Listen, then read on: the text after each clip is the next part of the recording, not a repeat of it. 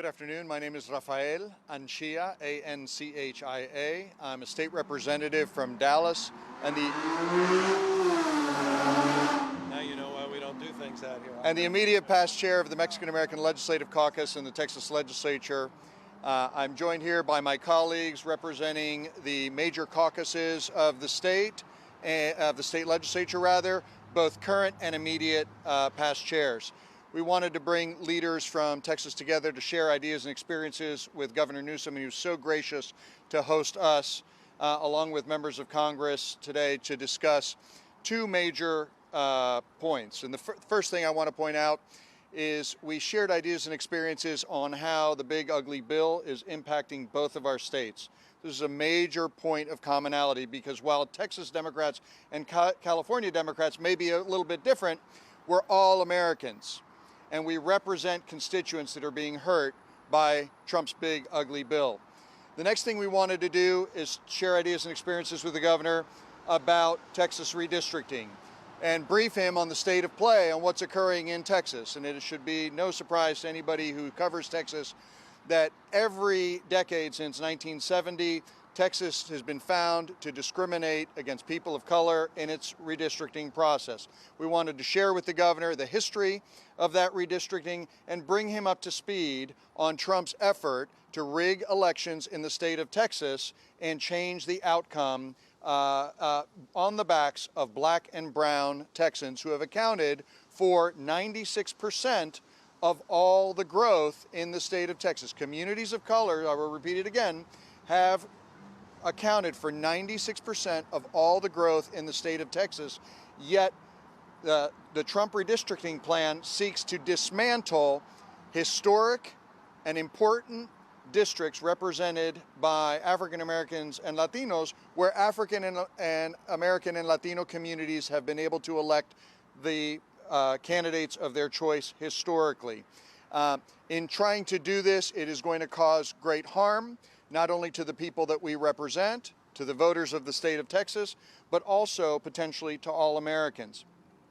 Voy a ofrecer unos comentarios en español para los medios que están aquí haciendo cobertura y vamos a estar dispuestos los miembros de los líderes de Texas para también darles comentarios individuales. Pero quiero enfatizar que en los dos estados de California y de Texas, el 50% de todos los latinos que viven en Estados Unidos provienen de esos dos estados. Y estamos buscando en Texas aliados como el gobernador Newsom para hablar sobre el plan del presidente Trump y cómo quiere desmantelar distritos históricos en donde hispanos han podido elegir los candidatos que prefieren, y en desmantelar esos distritos quiere hacer que haya menos representación de nuestra comunidad. Ya estamos bajo representados en el Congreso y el presidente Trump quiere ejercer este plan y hacer que nosotros tendremos una menor voz en el Congreso. Sin representación jamás vamos a poder llegar de donde estamos como una comunidad a donde queremos estar. Quiero reiterar las gracias por parte de la delegación de Texas porque hemos encontrado un gran aliado, un gran socio en el gobernador Newsom. Ahora voy a ceder el micrófono y permitirle al gobernador sus palabras. Gracias. Thank you, Governor. Thank you. Thank you. In many respects, this is an appropriate place to be with all the noise out there. Reminds me of all the noise in our politics, all the distractions, the daily discourse, the weave from one issue to the next issue, Truth Social, post on X, the intentional nature of the shock and awe that is our body politic today. And so often we lose sight of what's essential. So often we lose sight with all those distractions on what matters most. And it's what matters most that brings us here today. It's an honor to have the delegation here from Texas, an honor to have leaders from the Texas delegation representing many of the different caucuses that we here in California are familiar with. Two of the most diverse states in the world, most diverse democracy. Texas and California have so much in common. Of course, our politics is a little different. And the question I imagine many folks are asking here in California, what do the politics of Texas have to do with the politics here in California? The answer is everything. Everything now is made clear and vivid. We have an administration that wants to roll back most of the progress of the last half century. They want to put America in reverse to bring us back to a 1960s, pre-1960s world. We talked about voting rights, LGBTQ rights. We talked about the rights of women in the meeting a moment ago. We talked about everything that's at stake. Everything is at stake if we're not successful next year in taking back the House of Representatives. Of course, we want a fair playing field. We want to play the game on the terms where everybody is playing by the same set of rules. That's no longer the case. We have to disenthrall ourselves that that's the case. Not with Donald Trump, not when he made a call to the governor of Texas and talked about finding 5 additional seats so that he can try to hold the line and maintain the majority in the House of Representatives. The game has changed. They don't even want to play by the same set of rules. In fact, they just want to throw the entire board and they want to throw it all out. It is a 5-alarm fire for democracy in the United States of America. And so that's why we're here, to have the back not only of those representatives from Texas, but the people of Texas that are struggling and suffering from the same kind of assault on not just the rule of law, but this assault on democracy that binds us together as a nation. And so a threat, I think, the threat of injustice anywhere, as Dr. King said, is a threat of justice everywhere. And so we feel a connection, we feel a sense of responsibility, and we feel it's right to assert ourselves a little bit more moral clarity at this moment, using not just our moral authority, but using our formal authority. And considering, as we now have, that there is a chance to ask the voters of the state of California to reconsider their prior position. I've asked myself that same question as someone that actively supported independent redistricting, that believes it should be nationalized, but we have not seen the nationalization of independent redistricting. Things have changed, so too must we. And I believe that the people of the state of California understand what's at stake. If we don't put a stake into the heart of this administration, there may not be an election in 2028. That's how strongly I feel about this moment, and I think millions, hundreds of millions of Americans feel the same. We take Donald Trump seriously when he talks about the 2028 election. I mentioned to my friends a moment ago that I got a hat, a Trump 2028 hat, from one of Donald Trump's biggest supporters, one of his biggest and most influential supporters. They're not screwing around. We cannot afford to screw around either. We have got to fight fire with fire. And I'll close on that point. What more evidence do you need in the state of California in the last just 6 months? Warrantless raids all across this state. Conditioning, threatening to condition disaster aid on the basis of politics, not on the basis of principles and the needs of people. We've seen these illegal tariffs take shape and impact this state disproportionately more than any other state. All of this is on the line. And so that's why we're here drawing not just new lines, but standing firm and trying to hold the line on democracy, our freedoms, our liberties, things that we can no longer take for granted. So I want to just thank all of you. They all flew out this morning.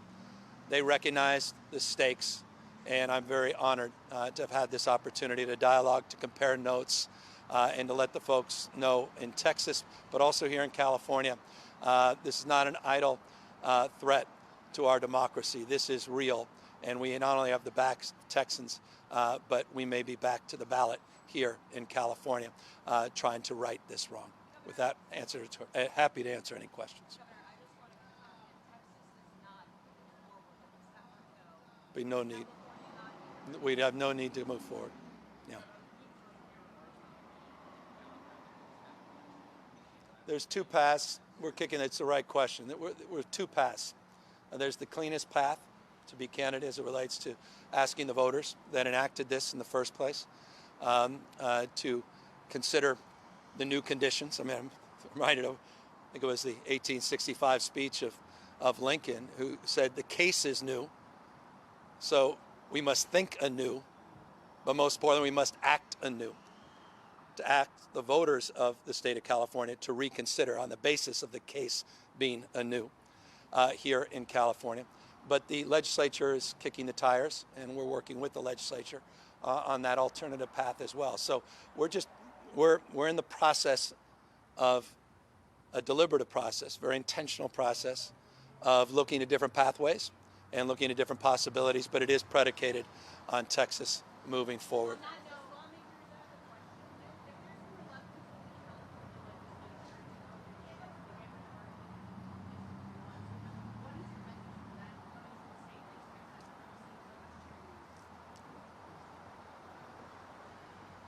So our message is that we're going to let Californians figure out California.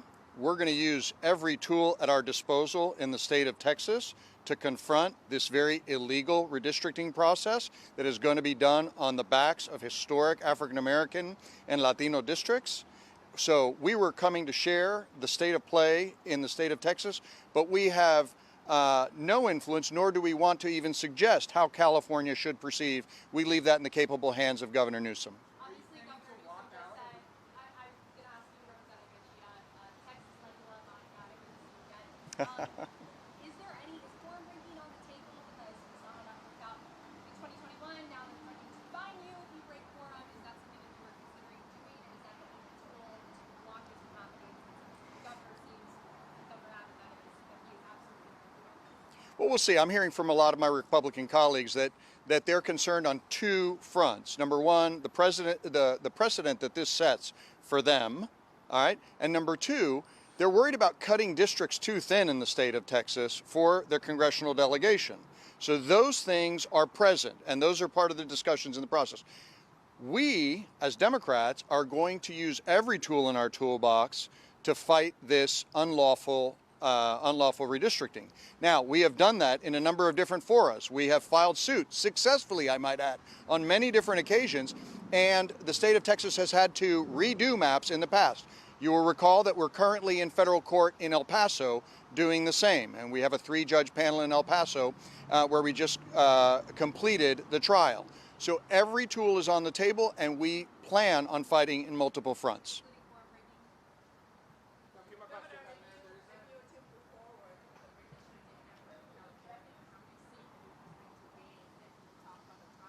Yeah, look, I can't answer that. We're just looking at the process. We're looking at different pathways to advance that process. There are no maps that have been drawn. There's no sort of inside knowledge I have on that basis. This is a fluid conversation that frankly came in reaction to the phone call from Donald Trump to Greg Abbott in Texas and the break the glass moment we're in. And look, this is existential. This is real life. Everything's on the line here. It's not a gross exaggeration. I feel that in my bones. Again, how could I not, as someone who was an advocate for that independent redistricting years and years ago? This is a critical moment. And so look, we're looking at 3 or 4 different pathways as it relates to the when and the how. And I say 3 or 4. It's not just a legislative pathway. It's which legislative pathway. It's not just direct democracy as it relates to a special election and a ballot, but it's what you put on the ballot and what's considered, what's not considered. So all of that is happening in a very fluid way.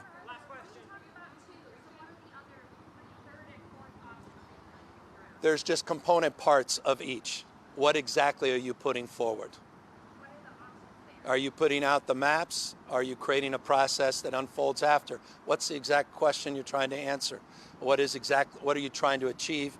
For how long a period are you trying to achieve it? There are many different questions that are being considered, and we're gaming all those things out. I just want folks to know we have been gaming them out. We are committed to this process. This is not a bluff. This is real, and it's made, trust me, more real after listening to these leaders today, how existential this is.